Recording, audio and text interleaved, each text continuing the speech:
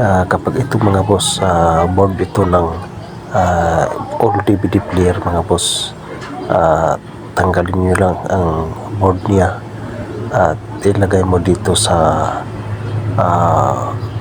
Bluetooth speaker.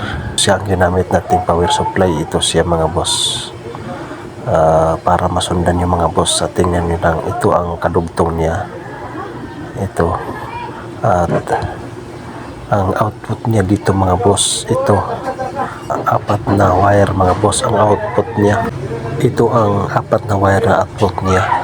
5 volts ang kailangan natin at isupply natin dito sa Bluetooth speaker. Stack niya ng battery at idinugtong ko lang dito sa 5 volts para masupplyan yung board natin sa Bluetooth mga boss. Sundan lang ito mga boss, madali lang itong ikabit kasi matagal na itong ginamit ko mga boss. Tumatagal siya mga boss. Subukan natin siya mga boss, isaksak lang natin mga boss. Yan mga boss, Bluetooth mode.